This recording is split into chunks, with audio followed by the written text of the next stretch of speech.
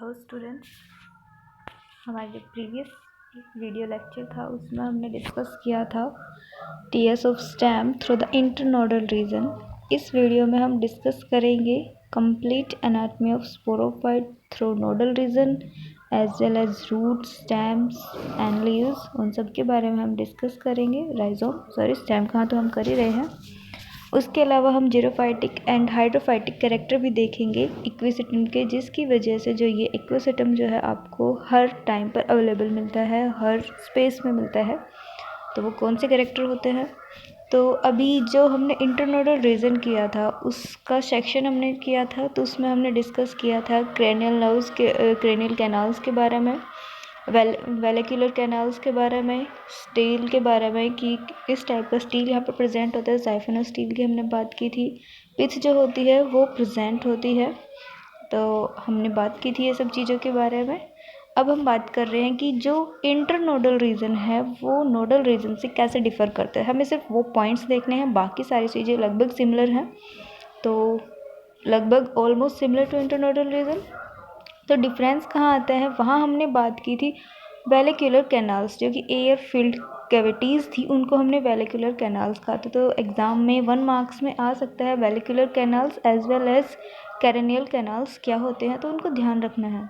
तो वेलिकुलर canals almost absent होती है, कुछ में ही प्रेजेंट होती है, जैसे कि इक्विसिटम डेबाइल जो होता है उसमें प्रेजेंट होती है, बाकी सब में एब्सेंट होती है। वेस्कुलर बंडल की हम बात करें तो वेस्कुलर बंडल जो होते हैं यहाँ पर कनेक्शन में होते हैं, जैसे कि ये इंटरनोडल रीजन है। इंटरनोडल रीजन में जो भी आपके वेस्कुलर बंडल्स थे वो नोडल रीजन से कनेक्शन में रहते हैं, तो यहाँ पर एक कंटिन्यूस मैनर बना रहता है। देखो, that are separated in the internodal region. जैसे कि हम मान लें एक इंटरनोड हमारा ये हो गया, दूसरा ये हो गया। अब दोनों इंटरनोड जो हैं इनके जो स्टील्स हैं वो एक दूसरे से क्या है, सेपरेट हैं, बट वे कंटिन्यूस चैनल में रहेंगे थ्रू दिस नोडल रीजन। सो ये जो है इसमें डिस्कस किया गया है। कैरेनल कैनाल्स जो हैं एब्सेंट हैं, हम बता चुके हैं पहले ही।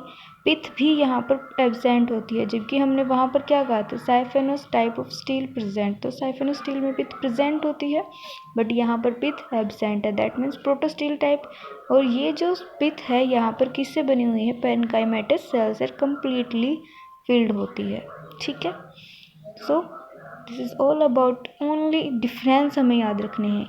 वेलिकुलर कैनाल्स के बारे में, कैरेनियल कैनाल्स एब्सेंट होती हैं, एक में ही प्रेजेंट हैं। उसके अलावा जो इंटरनोडल रीजन के वेस्कुलर बंडल्स एक दूसरे से सेपरेट थे वो नोडल के रीजन के थ्रू एक दूसरे कंटिन्यूस मैनर में है। पिथ एब्सेंट होती है, सॉलिड पेनकाइमेटस सेल से फिल्ड होती है। अब हम उन कैरेक्टर्स की बात कर लेते हैं कि जिसकी वजह से जो इक्विसिटम है वो इतना वाइड स्प्रेड होता है। तो जैसे कि जीरोफाइटिक कैरेक्टर शो कर रहा है, अगर एडवर्स कंडीशन आ जाती है तो इक्विसिटम उन एडवर्स कंडीशन को भी टॉलरेट कर लेता है। अगर हाइड्रोफाइटिक, जैसे कि ज़्यादा मॉइस्चर वाला सीज़न आ रहा है, हाइड्रोफाइटिक कंडीशन में उन्हें रहना है, सी शोर के पास उन्हें रहना है, तो भी वो वहाँ पर रह सकते हैं। तो वो कौन कौन से कैरेक्टर होते हैं, तो हम उन कुछ कैरेक्टर्स को देख लेते हैं।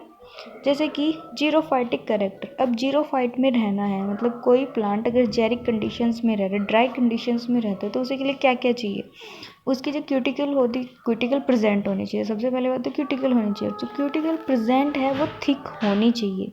थिक के साथ साथ यहाँ पर जो एक एडवांस फीचर जो है वो क्या है, सिलिका की प्रेजेंस भी है यहाँ पर। दूसरा हम क्या बोलते हैं कि संकन स्टोमेटा होने चाहिए, कि जो स्टोमेटा है वो संकन होंगे ताकि कम से कम उनका ट्रांसपिरेशन हो सके, वाटर का लॉस कम हो सके। दूसरा अगर हम बात करें, जो राइजोम होता है वो डीप सीटेड, मतलब कि आप बोलोगे कि मॉडिफिकेशंस होती हैं। लीव्स जो हैं वो लार्ज सरफेस एरिया कवर करने के बजाय रिड्यूस हो जाती है, स्केल लाइक हो जाती है। तो ये कुछ फीचर्स होते हैं अगर हमें क्या करना है, जीरोफाइटिक कंडीशंस में रहना। तो जो इक्विसिटम होता है ये लगभग सारे कैरेक्टर शो करता है। जैसे कि आप देख रहे हैं यहाँ पर राइजोम जो है deep seated in the soil, कि सॉइल का ये लेयर है। अब राइजोम की ही बात करें तो राइजोम तो क्या होता है, अंडरग्राउंड पार्ट को ही हम राइजोम बोलते हैं। वहाँ से आपकी एरियल ब्रांचेज राइज करती हैं जो स्टेम होती हैं। ठीक है, तो राइजोम डीप सीटेड हो गया। Presence of ridges and furrow and ridges जो होते हैं यहाँ पर एक स्पेस क्रिएट कर देते हैं, जिसकी वजह से जो स्टोमेटा है वो संकन टाइप के दिखते हैं, हमें अपीयर हो जाते हैं। और एपिडर्मिस जो होती है वो क्यूटिकल से कवर्ड होती है विद सिलिका। ठीक है, एरियल स्टेम और ग्रीन एंड फोटोसिंथेटिक भी उनको, तो एरियल हमने बात की थी 2 टाइप की ब्रांचेस की, फर्टाइल एंड स्टेराइल, ठीक है। तो वो चीज़ों के बारे में बताया गया है। लीव्स रिड्यूस्ड हैं, स्केल लाइक है, संकन स्टोमेटा, सेम वही चीज़ें हैं।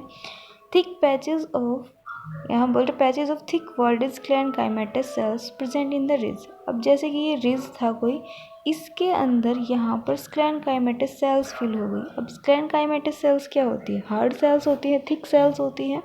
तो ये क्या करेंगे? प्रोटेक्शन करवाएंगे वहाँ पर। फिर उसके बाद फोटोसिंथेटिक जो रीजन होता है वो वेल डेवलप्ड होता है और एयर स्पेस वहाँ पर प्रेजेंट होते हैं, या फिर आप बोलोगे स्टोमेटल स्पेस वहाँ पर प्रेजेंट होता है, ठीक है। तो ये जो था ये जीरोफाइटिक करेक्टर। जीरोफाइटिक ज़्यादा कुछ आपको इतना वो नहीं करना है कि क्या, अगर एग्ज़ाम में आया हुआ है क्वेश्चन पेपर में, तो इसको ध्यान रखना है। आपको वही फीचर्स बताने हैं जो जीरोफाइटिक के लिए नेसेसरी होते हैं। ये तो थे जीरोफाइटिक। अगर हम हाइड्रोफाइटिक करेक्टर की बात करते हैं, मतलब प्लांट को अगर वाटर वाली कंडीशन में रहना है, तो वाटर कंडीशंस के लिए उनके पास क्या होना चाहिए? सबसे पहले तो बायोंसी होनी चाहिए, मतलब उनके पास एयर फिल्ड कैविटी होनी चाहिए। तो ये तो हमने बात की है कि इनके पास होती है। अगर एयर फिल्ड बायोंसी है, दैट मीन्स वो वहाँ पर फ्लोट कर सकते हैं अच्छे से। तो यहाँ पर लार्ज वेलिकुलर कैनाल्स हैं जो कि एयर फिल्ड होते हैं, ठीक है।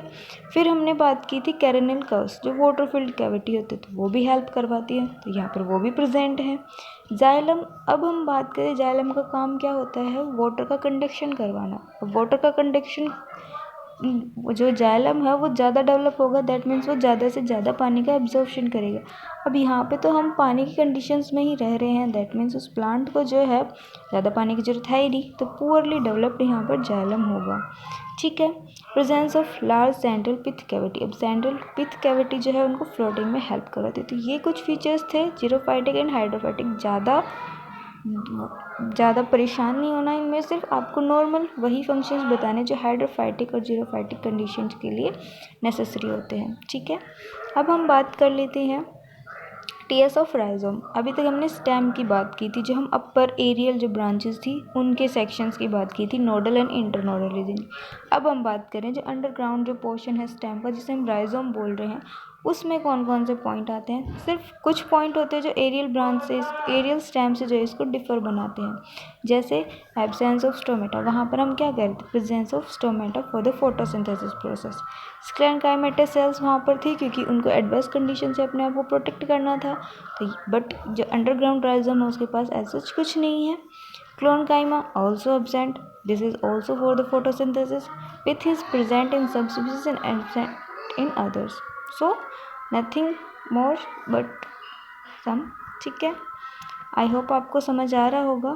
जैसे कि अब हम देख रहे हैं टीएस ऑफ राइजोम।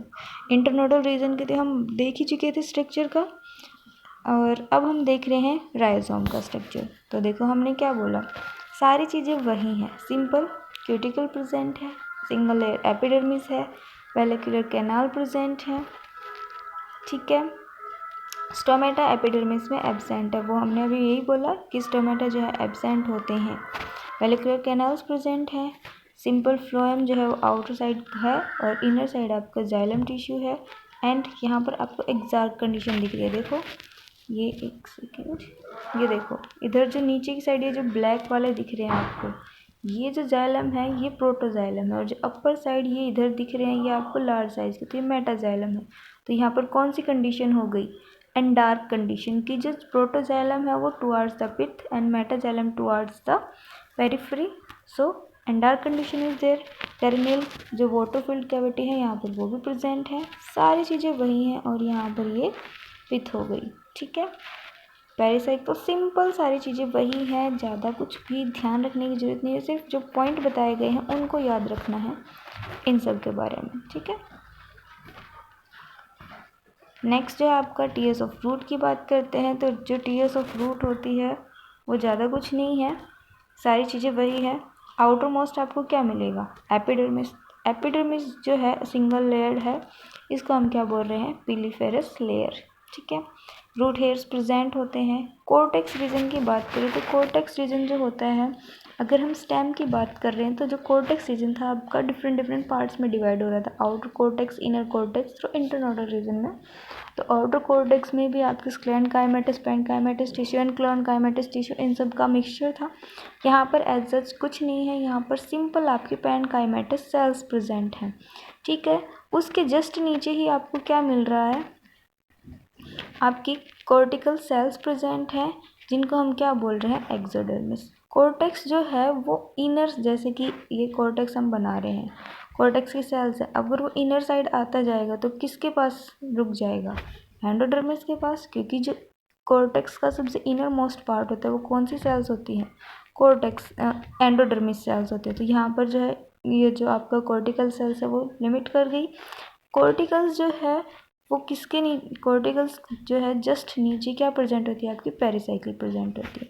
अब जो एंडोडर्मिस होती है, एंडोडर्मिस के अंदर आप एंडोडर्मिस के जस्ट बाद पेरिसाइकिल होती है। तो एंडोडर्मिस जो है आपकी क्या बियर करती है, Casparian strips for the transport of water and minerals. ठीक है, तो कैस्पेरियन स्ट्रिप्स जो है वो पेरिसाइकिल में भी होती है ताकि जो वेस्कुलर बंडल्स है उनसे डायरेक्ट कांटेक्ट हो सके। यहाँ पर क्या होता है कि जो कैस्पेरियन स्ट्रिप्स होती हैं वो आपके पेरिसाइकिल में एब्सेंट होती हैं। अब पेरिसाइकिल में कैस्पेरियन स्ट्रिप्स एब्सेंट हैं तो वो डायरेक्टली जो है वो मर्ज हो जाती हैं एंडोडर्मिस में, और अपीयर ऐसा होता है कि जो एंडोडर्मिस है वो 2 लेयर्ड सेल्स है। ठीक है, वन पॉइंट यहाँ पर जो इम्पोर्टेंट है वो क्या बताया गया है कि यहाँ पर कैस्पेरियन स्ट्रिप्स सिर्फ एंडोडर्मिस में प्रेजेंट होती हैं, पेरिसाइकिल में एब्सेंट होती हैं। पेरिसाइकिल में एब्सेंट होने की वजह से पेरिसाइकिल जो है एंडोडर्मिस में मर्ज कर जाता है और हमें ऐसा अपीयर होता है कि जो एंडोडर्मिस है वो 2 लेयर्ड सेल है। ठीक है, स्टील की बात करेंगे तो स्टील जो है वो डाईआर्क टू टेट्राआर्क, मीन्स कि आपका जो स्टील है यहाँ पर आप ये बना रहे हो तो यहाँ पर 1 बंडल 2 बंडल 3 बंडल, तो डाईआर्क टू टेट्राआर्क तक यहाँ पर हो सकता है। पिथ जो होती है नहीं होता, दैट मीन्स प्रोटोस्टेलिक। फ्लोएम जो है वो जाइलम के साथ अल्टरनेट करता है, जैसे ये आपका जाइलम पैच हो गया, ये आपका फ्लोएम, फिर जाइलम, फिर फ्लोएम, फिर जाइलम, फिर फ्लोएम। ठीक है, xylem is exarch in condition. Exarch condition का मतलब आप समझ रहे होंगे। ठीक है, कि जो प्रोटोजाइलम है वो towards the periphery and metaxylem towards the centre. ठीक है, this is all about the rise TS of root. ये आप स्ट्रक्चर भी देख सकते हो। सिंपल क्यूटिकल प्रेजेंट है just below the epidermis, below that the cortex. Cortex के बाद आप देख रहे हैं यहाँ पर एंडोडर्मिस सेल्स जो हैं, ये जो सारी सेल्स हैं कॉर्टिकल की वो किससे बनी हुई हैं, पेरेन्काइमेटस टिश्यू से। उसके जस्ट बाद एंडोडर्मिस सेल्स हैं, एंडोडर्मिस के जस्ट नीचे पेरिसाइकिल है।